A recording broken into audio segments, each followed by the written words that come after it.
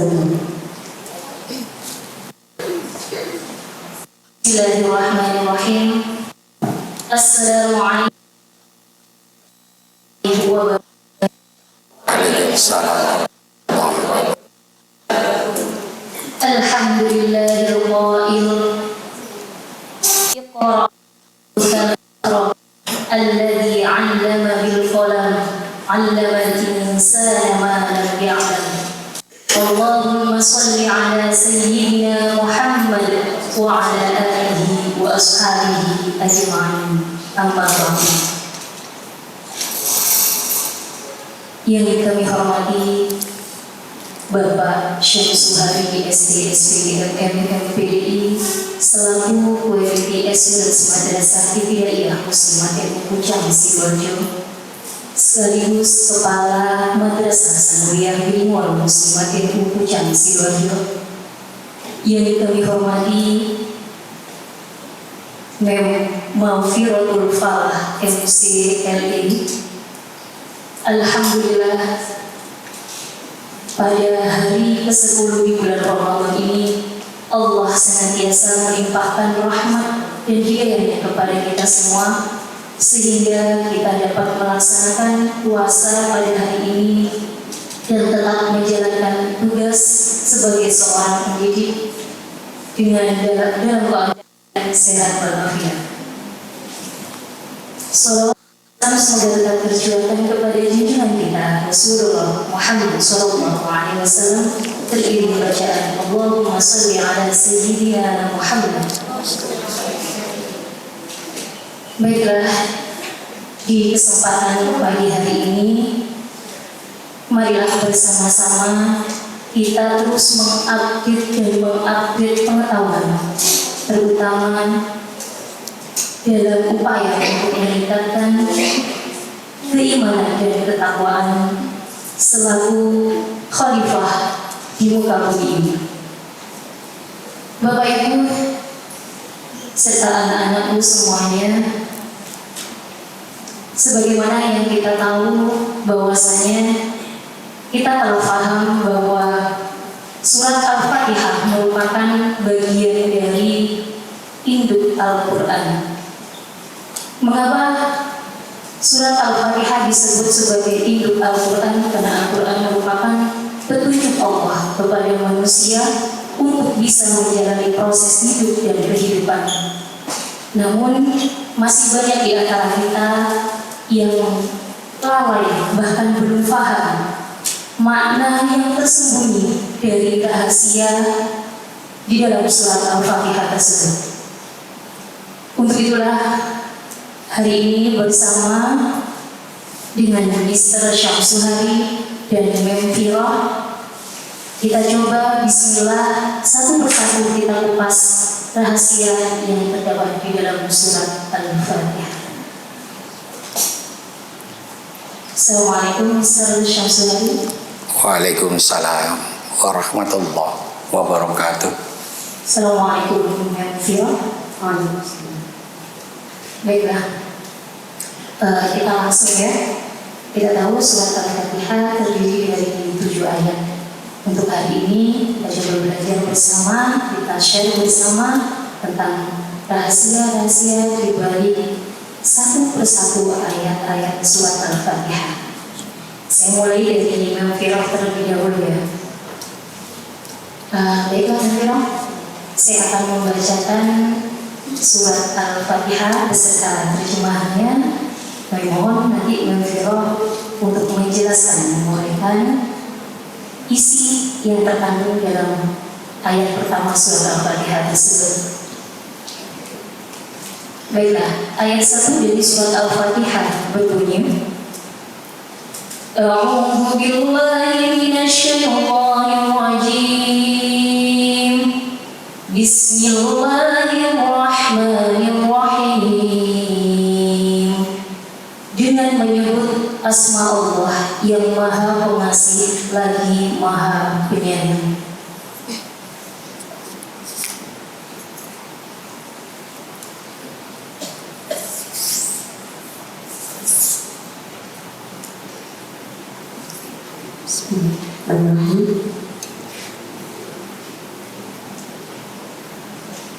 menurut pandangan saya sendiri, arti lafaz Bismillahirrahmanirrahim. Bismillah dengan menyebut nama Allah. Di dalam Al-Quran disebutkan, insya Allah pada surat Al-Muzammil ayat 8, Wadhkur rabbaka wadhkur isma rabbika watabakkal ilaihi tabila. Dan sebutlah nama Tuhanmu dan beribadahlah segenap hati. Jadi kalau menurut pandangan saya, kata Bismillahirrahmanirrahim sudah mencakup dari sifat Allah atau Asmaul Husna Allah yang 99 sudah terangkum dalam kata Bismillahirrahmanirrahim. Kenapa begitu? Karena kata Ar-Rahman yang artinya pengasih, tidak ada dunia ini, kita tidak bisa melakukan proses hidup dan kehidupan tanpa adanya kasih sayang dari Allah Subhanahu wa Ta'ala. Bahkan Allah juga memberikan kasih sayangnya kepada makhluknya yang bukan, yang tidak beriman maksudnya. Jadi yang bukan muslim, yang tidak beriman kepada Allah saja, Allah masih sayang kepada mereka. Allah masih memberikan mereka rezeki, Allah masih memberikan mereka nikmat hidup, masih bisa bernafas dan lain sebagainya. Jadi seyogianya sebagai manusia, dengan kata Bismillahirrahmanirrahim kita bisa mengambil contoh bahwasanya kita hidup seharusnya harus beribadah segenap hati. Kenapa? Karena tidak kita hidup ini karena Allah. Allah sudah sangat memberikan kasih, Allah sudah sangat memberikan sayangnya kepada kita semua, sehingga kita bisa hidup. Buktinya kita bisa bernafas, buktinya kita bisa diberikan Allah rizki, baik itu secara material atau yang lainnya. Dalam hadis, dalam sebuah riwayat disebutkan, kullu amrin kullu amrin dhiban la yubda fihi bismillahirrahmanirrahim faqad akhta. Jadi segala sesuatu yang tidak diawali dengan kata Bismillahirrahmanirrahim, maka ibadahnya atau aktivitasnya tersebut terputus. Maksudnya terputus ini tidak dianggap sebagai ibadah. Kullu amrin dibalik la yubda fihi Bismillahirrahmanirrahim faqad akhta. Seperti itu. Jadi kalau menurut saya kata Bismillahirrahmanirrahim itu mewakili dari seluruh asma Allah. Itu semua.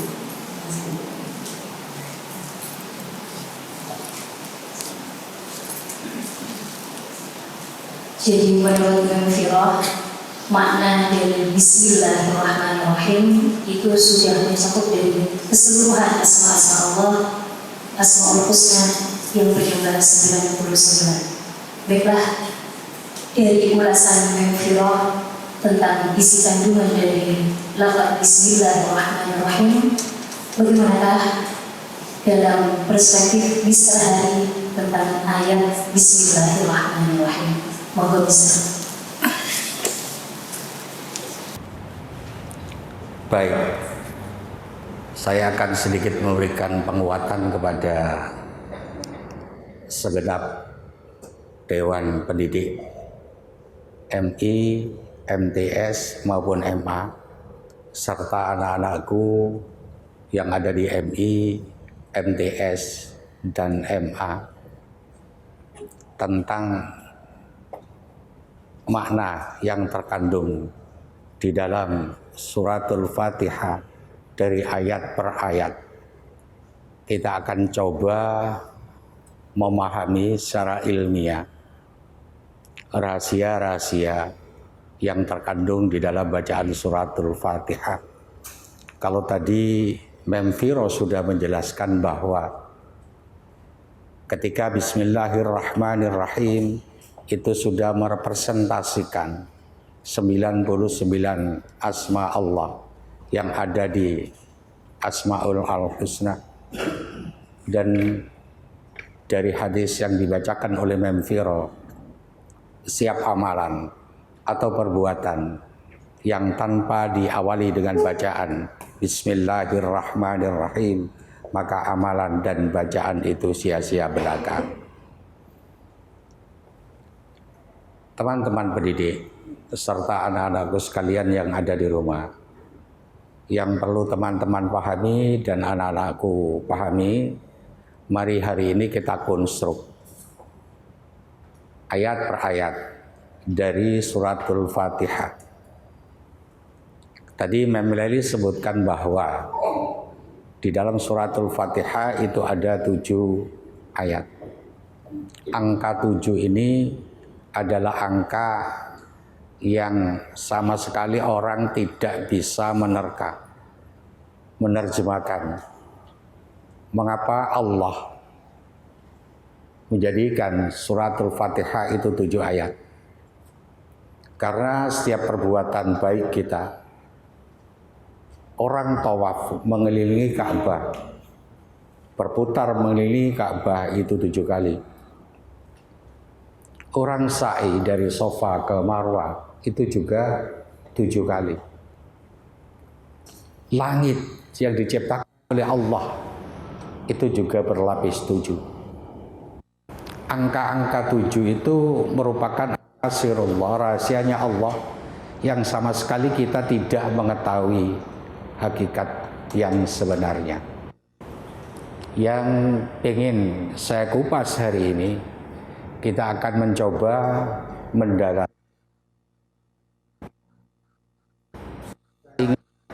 ketika saya kecil, sebelum melakukan sholat di masjid, ada di musola, itu kali kita pujian. Ketika pujian itu ada sebuah pujian sangat terkesan sampai hari ini di otak saya, terutama tentang Tombo Ati yang pernah dirilis dilakukan oleh OPI. Tombo Ati Imo Sakwarnani. Obatnya itu ada 5.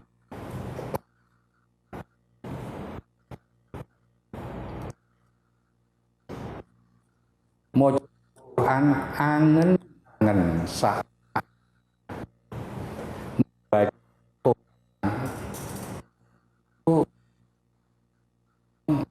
ingat-ingat, menganalisis, mengimplementasikan arti dan makna apa yang terkandung di, agar kita sebagai seorang hamba tidak selalu menjadi bahan yang di dalam Al-Quran kita barangkali diingatkan. Kita punya otak cara merenung. Kita diciptakan dengan kondisi makhluk yang paling sempurna itu, otak kita tidak pernah kita pergunakan untuk berpikir.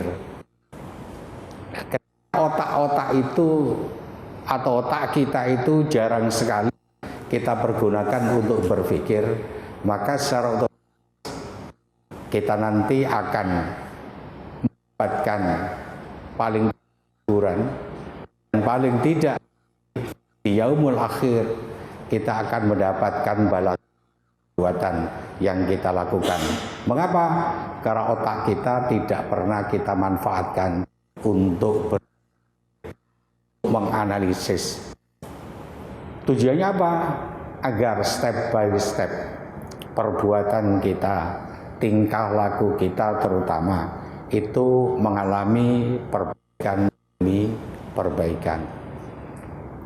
Teman-teman pendidik dan anak-anak sekalian, kalau berbicara tentang Bismillahirrahmanirrahim dengan menyebut asma Allah yang maha lagi maha penyayang, dengan menyebut asma Allah,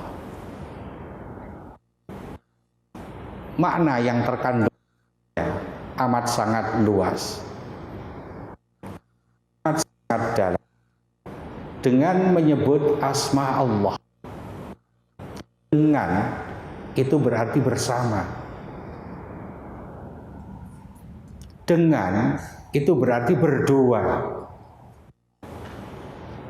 dengan itu berarti terjadi elaborate.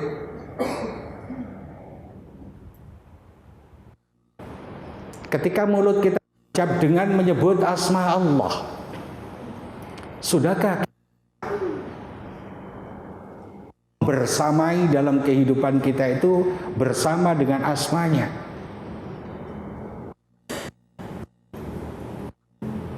Makanya setiap amalan atau setiap perbuatan yang tanpa diawali dengan bacaan basmalah, itu perbuatannya sia-sia. Mengapa? Karena perbuatan itu tidak disertai dengan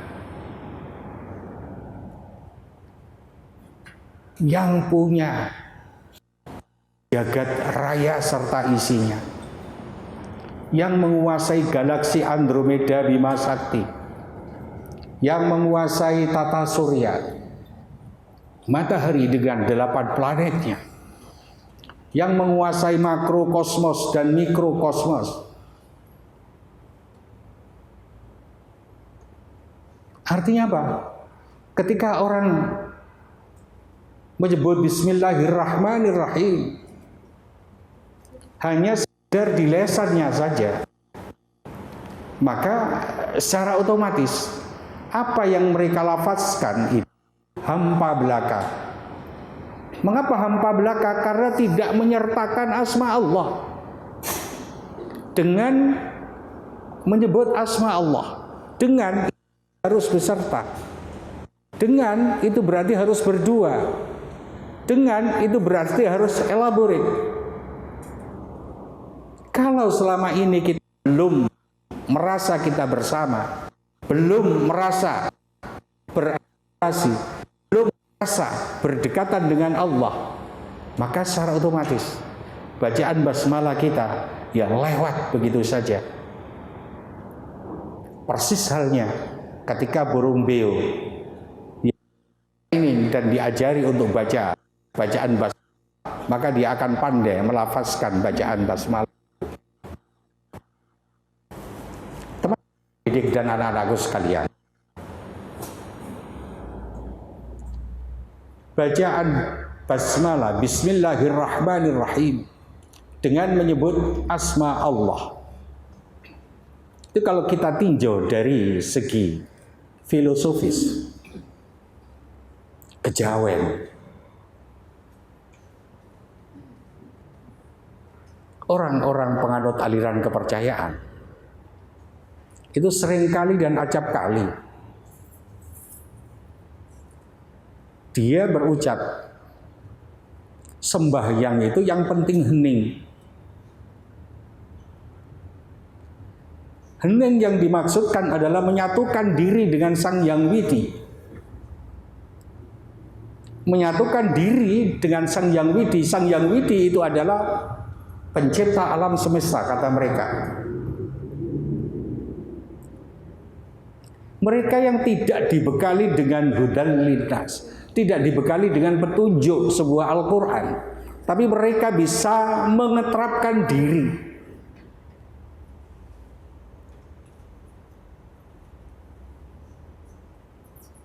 Coba kalau sama lihat pola pemikiran dari orang-orang ateis yang hari ini contoh di Indonesia sudah berserakan. Munculnya Sujiwo Tejo, sekarang sudah dari ateis berpindah memeluk Islam. Munculnya reporter paling kritis di televisi, Aiman Wicaksono, yang sama sekali dia tidak percaya dengan Tuhan, akhirnya kembali ke ajaran Islam. Ya. Yang belum, contoh saja Rocky Gerung yang ateis, sampai-sampai diundang oleh komunitas Islam untuk memberikan ceramah Maulid Nabi yang sama sekali dia iman. Mengapa? Ya, karena minimnya pola pikir dan minimnya analisis dari orang-orang Islam yang tidak mau mengkaji makna yang terkandung yang ada di dalam Al-Quran itu. Apalagi Al-Fatihah, apalagi Bismillahirrahmanirrahim. Kalau orang-orang ateis itu berusaha untuk yang tadi saya katakan hening, sebayang, menyatukan dirinya dengan Sang Hyang Widi, akibatnya muncul gagasan oleh mereka manunggaling Kawula Gusti.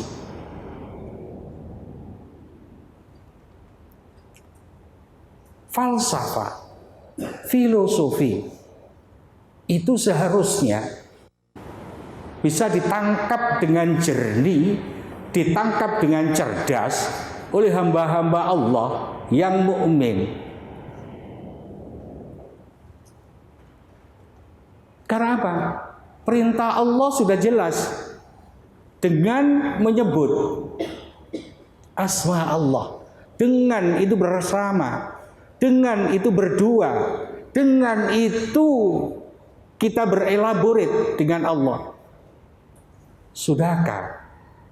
Gak usah dalam kehidupan kita sehari-hari, sholat kita saja. Ketika tujuan sholat itu rajul mukminin, sudahkah sholat kita itu membersamai jiwa kita dengan yang punya asma, satu asma, satu-satunya asma yang akan kita bawa sampai mati di dalam jiwa kita, di dalam raga kita, di dalam kolbu dan otak kita.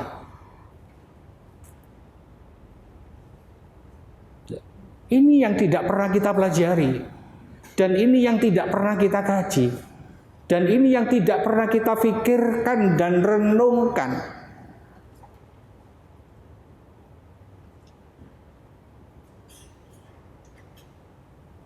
Dengan menyebut asma Allah, kalau tadi saya contohkan beberapa ilustrasi, berikutnya bisa kita tinjau dari segi psikologis.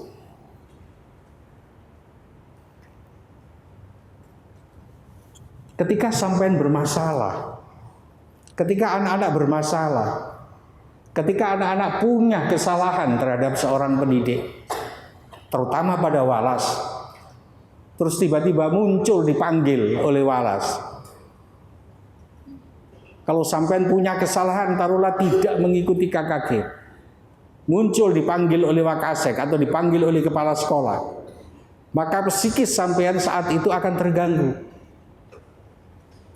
Psikis kita ketika ada sesuatu yang urgent, yang langsung berkaitan dengan nafas kita, yang langsung berkaitan dengan pola hidup kita, yang langsung berkaitan dengan tingkah laku kita, maka dengan serta-merta muncul ketakutan demi ketakutan, muncul nervous demi nervous. Mengapa? Ketika sampean sebut asma Allah. Dengan menyebut asma Allah, rasa ketakutan sampean terhadap Allah itu hampir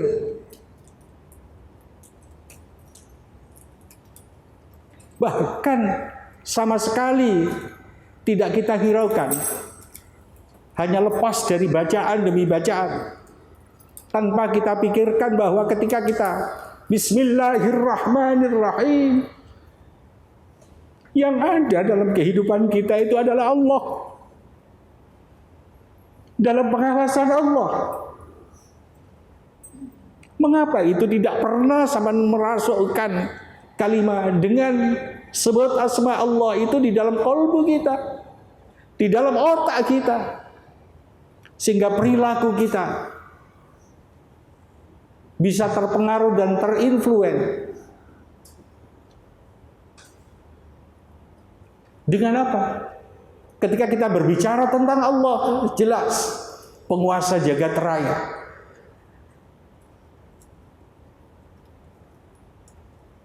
Ketika sampean punya kesalahan, ketika sampean punya perilaku yang perlu mendapatkan catatan-catatan, dipanggil oleh atasan, di situ sampean muncul ketakutan-ketakutan. Tapi ketika sampean mencoba menyebut asma Allah yang punya nafas, yang punya ruh, yang punya jiwa kita, yang punya harta benda kita, yang memiliki kebesaran keluarga besar kita, yang memiliki segala peranata kehidupan yang ada di sekitar kita, itu lepas begitu saja. Layakkah kita? Pantaskah kita?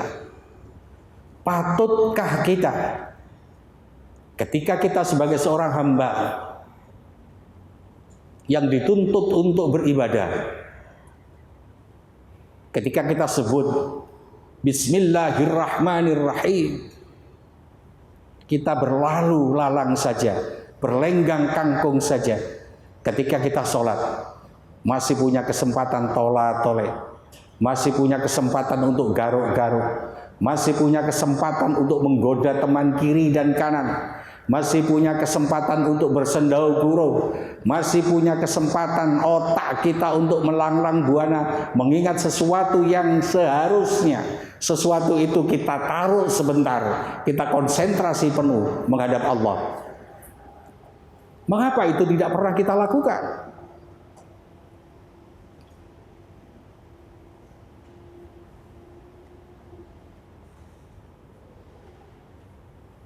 Karena pada dasarnya, kalau kita lagi tinjau dalam ilmu psikologi,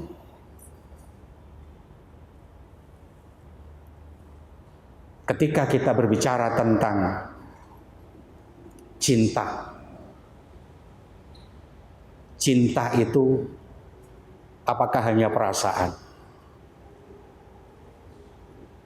Ketika sampean punya perasaan cinta terhadap seseorang, sampean pendam saja di dalam hati, nggak ada perbuatan, maka secara otomatis cinta itu tidak bakalan terwujud.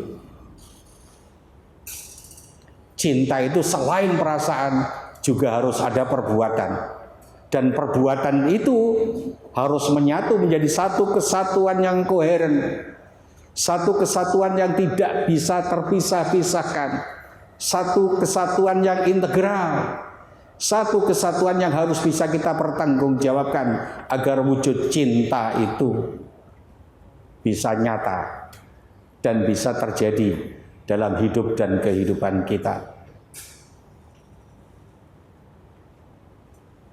Dengan menyebut asma Allah, berarti harusnya muncul kecintaan kita kepada Allah.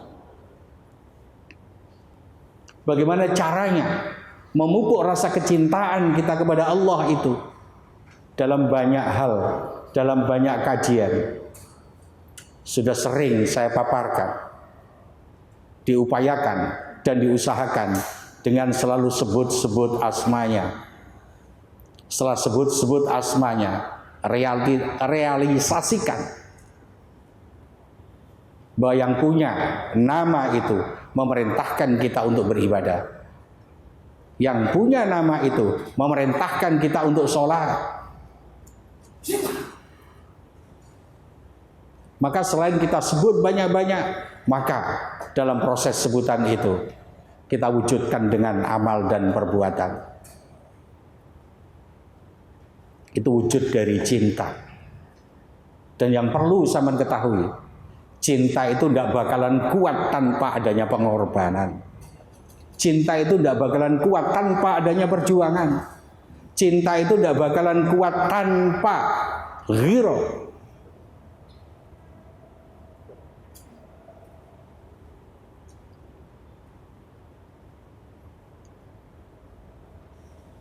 Yang perlu teman-teman pendidik ketahui, dan sekaligus anak-anakku semua yang ada di rumah,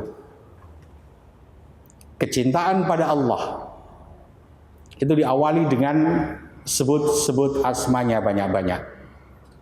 Sebut asma Allah banyak-banyak. Pertama dilatih melalui lisan, kedua ditancapkan di dalam kolbu, kemudian alirkan bacaan sebut asma Allah itu di otak, kembalikan lagi ke kolbu, larikan lagi ke otak, kembalikan lagi ke kolbu, ucapkan lagi di lisan, tancapkan di kolbu kita, larikan ke otak kita. 3 organ dari indera kita itu, kalau kita coba latih secara kontinu, kita latih secara bersungguh-sungguh, kita latih secara istiqomah, insya Allah sholat kita akan terbimbing dengan bacaan zikir itu.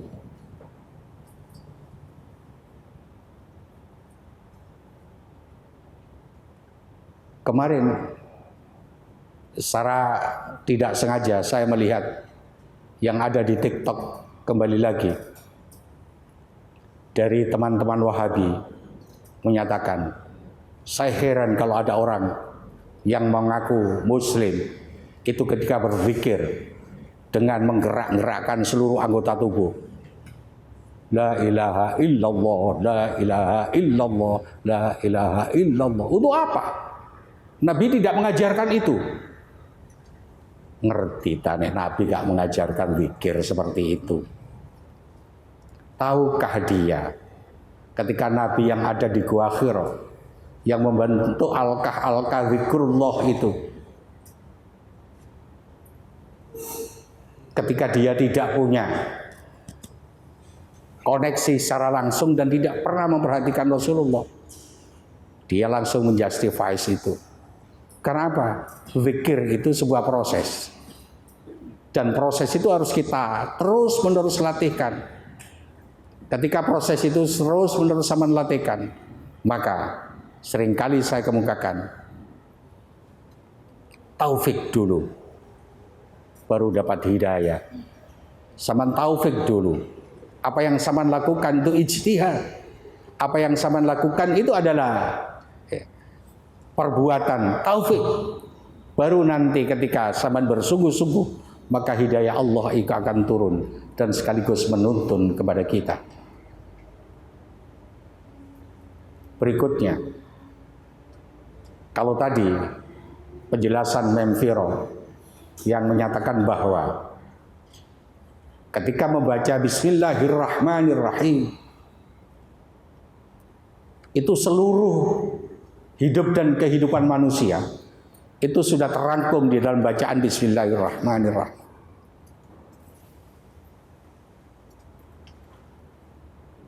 Teman-teman pendidik dan anak-anakku sekalian, kalau mengingat hidup dan kehidupan, saya kembalikan ke kebutuhan dasar umat manusia. Oleh Muslim, kebutuhan dasar manusia itu meliputi kebutuhan sandang, pangan, papan. Artinya apa? Makan, minum, pakaian, perumahan. Itu salah satu kebutuhan dasar. ketika kita melanjutkan melafazkan Bismillahirrahmanirrahim dengan menyebut asma Allah, dengan bersama menyebut asma Allah, sebut itu bukan pekerjaan lisan, bukan mengucapkan, bukan melafazkan, sebut itu pekerjaan kolbu. Artinya apa? Ketika kita baca Bismillahirrahmanirrahim, itu harus tertancap di dalam kolbu kita. Yang mengucapkan itu adalah hati kita, yang berbicara itu adalah hati kita, bukan mulut kita. Awas itu, jangan salah mengartikan dan jangan salah menerjemahkan.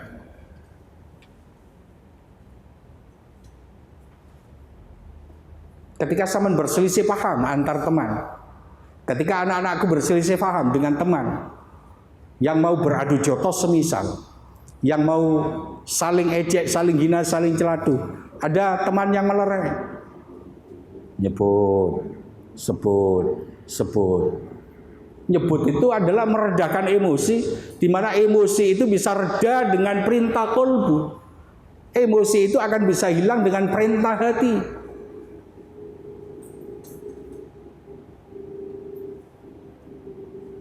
Dengan menyebut asma Allah yang maha pengasih, lagi maha penyayang. Allah itu maha pengasih dan Allah itu maha penyayang. Bagaimana cara kita mensifati sifat Allah yang Rahman, sifat Allah yang Rahim itu?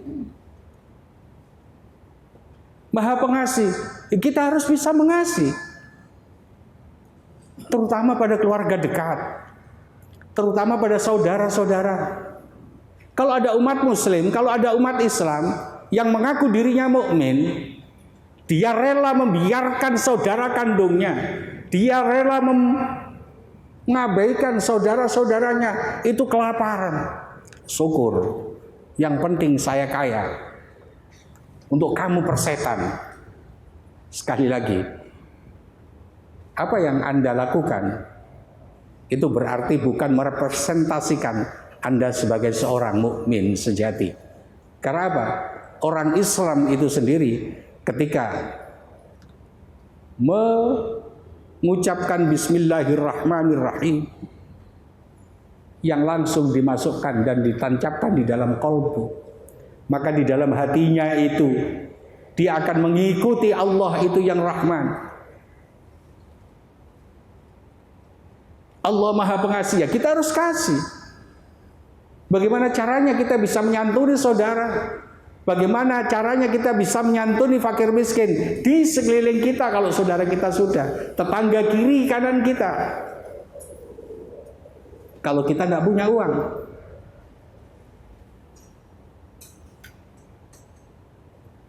berarti apa kesimpulan? Ketika kita berucap Bismillahirrahmanirrahim, Allah itu maha pengasih, kita harus bisa mengasihi. Ketika kita harus bisa mengasihi, maka secara otomatis agar bisa mengasihi, saya berulang kali katakan, haram orang Islam itu kismin, miskin. Harusnya orang Islam itu bekerja keras. Harusnya orang Islam itu punya etos kerja yang tinggi. Kenapa? Uswatun hasanah Rasulullah Muhammad sallallahu alaihi wasallam. Ya. Mulai dari kecil sudah berusaha keras. Padahal ketika Rasulullah minta kepada Allah, ya Allah berikan saya harta, ya Allah berikan saya kekayaan, tidak perlu Rasulullah soro-soro meminta kepada Allah, dia akan langsung diberikan Allah kekayaan itu. Tapi kenapa Rasulullah tidak meminta fasilitas yang diberikan oleh Allah kepadanya? Beliau berusaha dan bekerja keras, menjalani proses perdagangan, berjalan dari Syam ke Taif, pulang balik,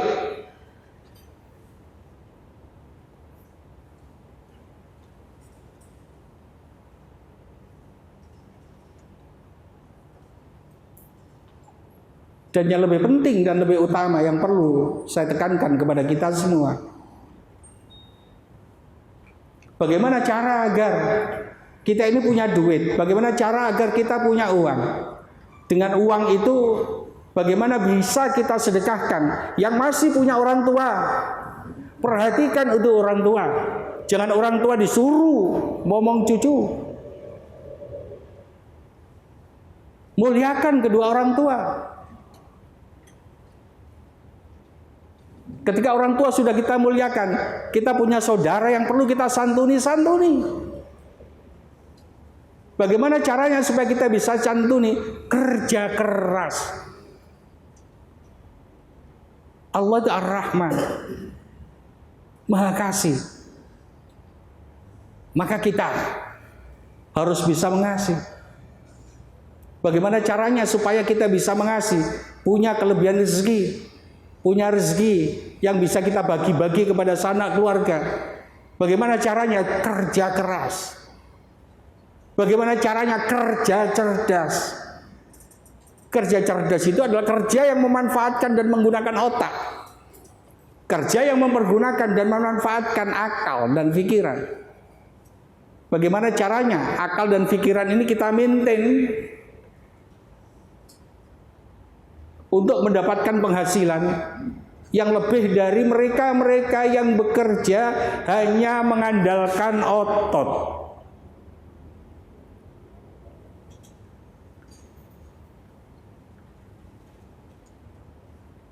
Untuk bisa membuktikan pada mereka-mereka yang bekerjanya carmu tanpa otak. Dia males tidak pakai otot, tapi pakai riba, kesana kemari, saling jelekan teman satu dengan teman yang lain, saling cari muka pada pimpinan. Kalau itu yang terjadi, berarti dia sudah tidak bersama dengan Allah. Hamba yang bersama dengan Allah itu hamba yang merepresentasikan 99 asma Allah yang bagus-bagus. Asma Allah yang maha-maha itu harus beserta dengannya.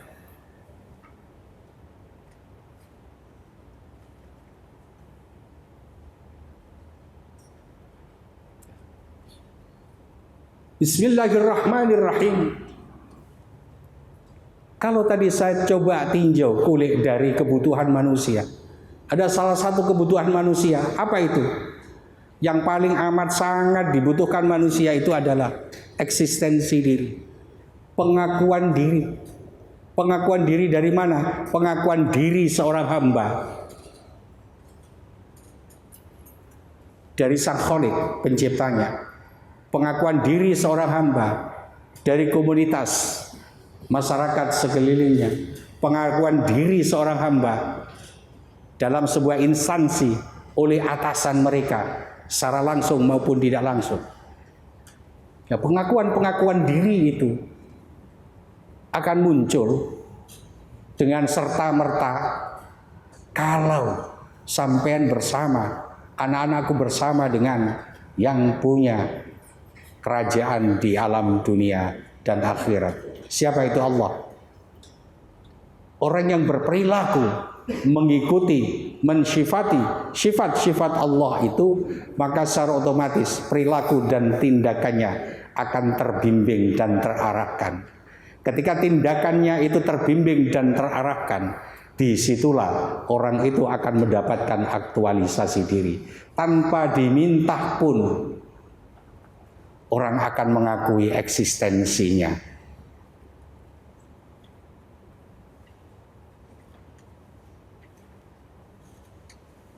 Ketika berbicara tentang Bismillahirrahmanirrahim, Allah Maha Pengasih, Allah itu Maha Penyayang.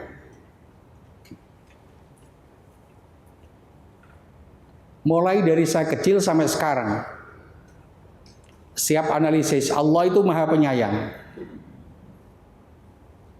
Yang selalu didengang-dengungkan ada di telinga kita, itu Allah tidak pandang bulu siapapun hambanya, baik muslim maupun tidak, itu selalu diberikan kasih sayang, cinta kepada seorang mukmin sejati.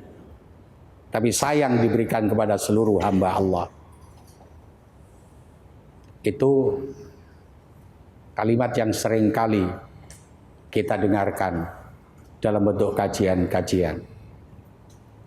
Mari kita coba sedikit mengulik dan sedikit menganalisis. Bismillahirrahmanirrahim.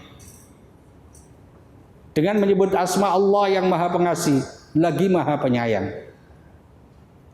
Ketika berbicara tentang Allah itu Maha Pengasih, maka secara otomatis salah satu kandungan dari Al-Quran itu adalah Al-Quran itu membelajarkan umatnya. Al-Quran itu membelajarkan pada kita tentang tata kelola kehidupan. Tata kelola kehidupan itu sudah direpresentasikan. Makna hidup itu sudah direpresentasikan dari sifat Ar-Rahman dan Ar-Rahim. Representasi dari Ar-Rahim, kasih dan sayang. Salah satu sifat Al-Quran berikutnya itu mengatur tentang hukum, kasih dan sayang. Kalau kita mau sifati sifat Allah, sifat sayang itu pada intinya akan berlaku universal.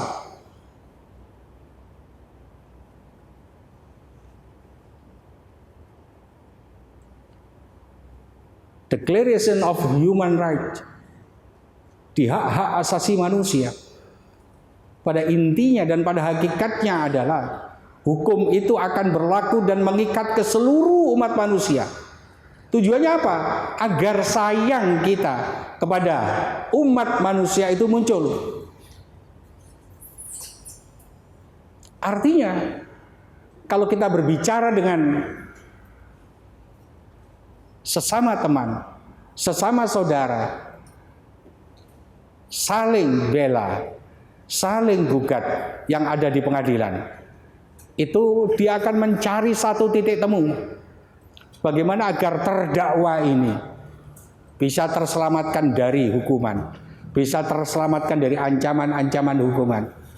Bukankah sifat-sifat itu adalah sifat sayang sebagai sesama manusia yang wajib dan perlu dilindungi?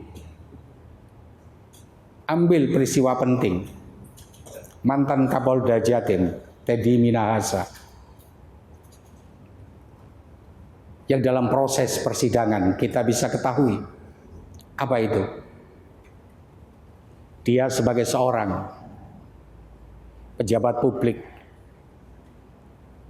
yang punya kendali tentang Ipolexosbud Hankam, tapi terjebak pada proses perdagangan narkoba, bahkan sampai pernah datang ke Taiwan di pabrik sabu yang terancam hukuman mati berdasarkan resolusi HAM yang diakui oleh beberapa negara. Hukuman mati itu sudah dilarang dan tidak diberlakukan. Indonesia belum melakukan ratifikasi. Ketika Indonesia belum melakukan ratifikasi, maka secara otomatis Indonesia masih memberlakukan hukuman mati. Ketika ada seorang hamba Allah yang terancam hukuman mati karena berbagai macam persoalan dan kesalahan, maka di situ sayang dari Allah itu diwujudkan dalam bentuk peradilan.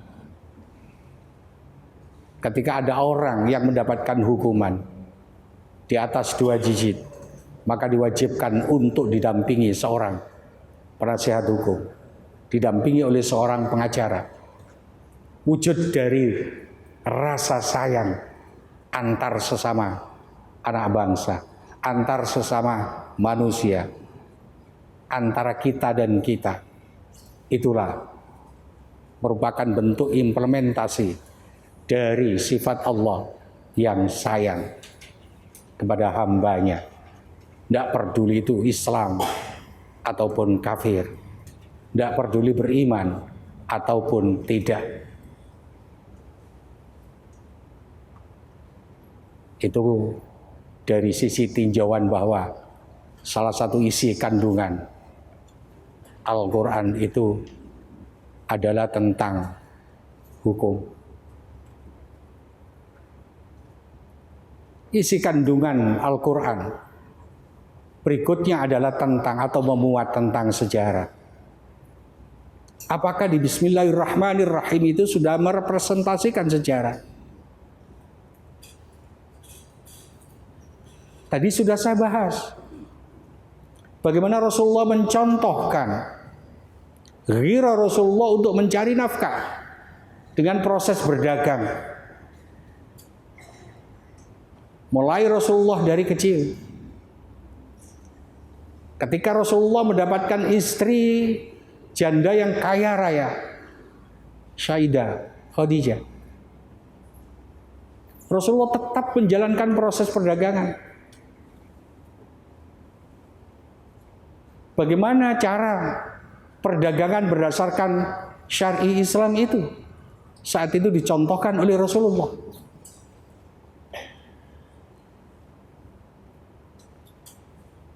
Bagaimana VOC sampai datang ke Indonesia?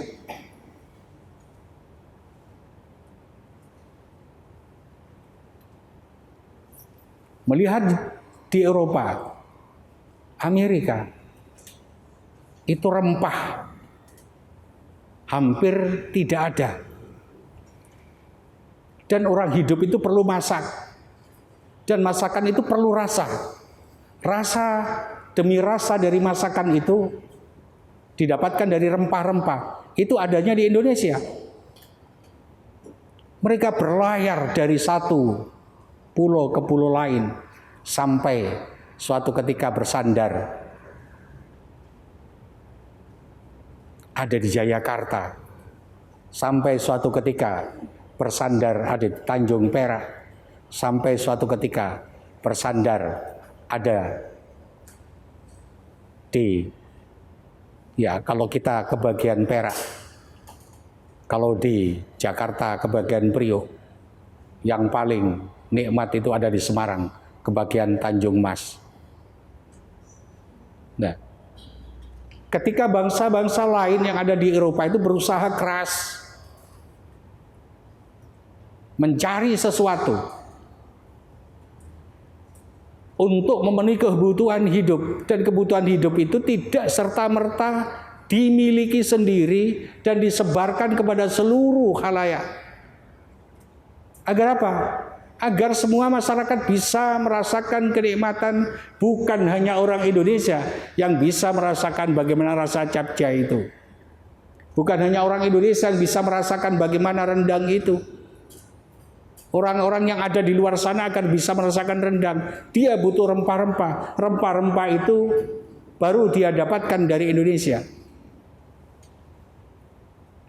Bukankah sebaran dari mereka yang berusaha keras untuk mendapatkan rempah-rempah itu dan disebarkan kepada saudara-saudaranya, sanak familinya, kepada bangsa dan sukunya? Bukankah itu bentuk rasa sayang mereka kepada sesamanya? Ketika proses perjalanan Columbus sampai menemukan sebuah teori bahwa bumi ini bulat, itu juga merupakan bentuk sayang. Ketika bentuk sayang itu step by step diteruskan oleh pedagang-pedagang Gujarat.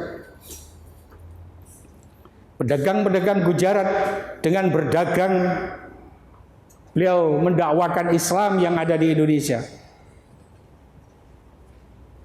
Ketika peristiwa demi peristiwa itu terjadi, apakah itu bukan sejarah? Artinya, Kalau kita mau berpikir lebih sedikit dalam lagi, ketika kita berbicara tentang Bismillahirrahmanirrahim, dari lisan kita teruskan kepada kolbu kita dan otak kita, sehingga kita ingat Allah. Itu berarti kita sudah bisa bersama-sama dengan Allah. Ketika kita mencoba bersama-sama dengan Allah, sifati sifat Allah yang Rahman, sifati sifat Allah yang Rahim. Ketika seorang hamba mampu mensifati sifat Allah yang Rahman, sifat-sifat Ar-Rahim, itu sudah menempel di dalam kolbu setiap hamba, maka urusan dunia ini sudah beres. Tidak akan lagi ada orang, tidak akan lagi ada sahabat, tidak akan lagi ada teman yang saling membenci. Tidak akan ada lagi teman yang saling dengki. Tidak ada lagi teman yang saling menjatuhkan.